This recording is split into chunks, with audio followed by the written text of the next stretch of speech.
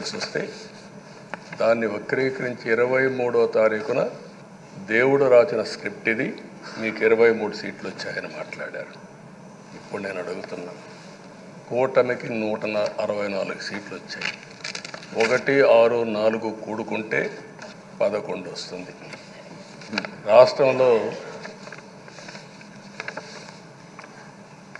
దగ్గర 1631 రోజులు అమరావతి రైతాంగం ఆడబిడ్డలు ఉద్యమం చేశారు. ఆ 4 నెంబర్లు కలుపుకుంటే 1, 6, 3, 1 కలుపుకుంటే 11 వస్తుంది. అంటే ఇది కూడా భగవంతుడి స్క్రిప్ట్ అయినా కూడా నేను మాట్లాడడం లేదు, నేను కామెంట్ చేయడం లేదు. ఈరోజు ఉంటే వాళ్ళకు కూడా అర్థమయ్యేది. వాళ్ళు ఉండకుండా పోవడం అనేది వాళ్ళ పిరికితనం తప్ప ఇంకోటి కాదని చెప్పి కూడా నేను మీకు తెలియజేస్తున్నా. అయితే నేను ఇక్కడుండే సభ్యులను కూడా మిమ్మల్ని కోరుతున్నా, మనం ప్రజా సమస్యలపైన దృష్టి పెట్టాలి తప్ప వీళ్ళ మీద కాదని చెప్పి కూడా నేను మీకు తెలియజేసుకుంటున్నాను. ఆ రోజు పవన్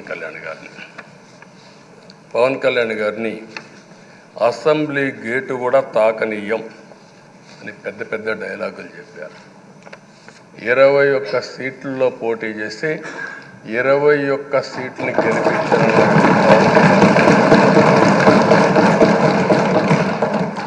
వైనాట్ 175 అని చెప్పి 11 కూడా తెచ్చుకోలేని నాయకత్వం. అంటే ఏ విధంగా మాట్లాడారు అనేదానికి ఇది ఒక ఉదాహరణ. ఆ రోజు పవన్ కళ్యాణ్ గారు చాలాసార్లు, నేను కూడా నాను, బయట చాలామంది అభినందించారు. ఎక్కడ తగ్గాలో తగ్గడం, ఎక్కడ గెలవాలనో గెలవడం నేర్చిన వ్యక్తి పవన్ కళ్యాణ్ గారు. ఈరోజు మనందరం కూడా గుర్తుపెట్టుకోవాల్సింది, రాజకీయాల్లో సుదీర్ఘమైన రాజకీయాల్లో ఉన్నాం. మొత్తం కలిసి 16వ సభ. మీ అందరికంటే సీనియర్ మోస్ట్ నేను. 8 + 1 9వసారి, అంటే 16 సభల్లో 16వ సభ 9 సభల్లో ఉన్నాను. అంటే అన్ని సభలను చూశాను. నా జీవితంలో ఎప్పుడూ చూడని సభ మొన్న జరిగిన సభ, 15వ శాసనసభ. కానీ ఇప్పుడు నేను కోరుకునేది మీ దగ్గర నుంచి,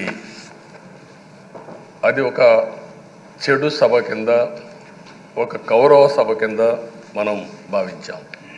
కానీ అత్యున్నతమైన సభగా 16వ శాసనసభని నిర్వహించే బాధ్యత మనందరిపైన ఉంది. గౌరవప్రదంగా నిర్వహించాలి. అదే సమయంలో ఇక్కడుండే ప్రతిపక్షాల దృష్టిలో పెట్టుకొని కాదు, 24 గంటలు మనం ప్రజలతో ఉండాలి.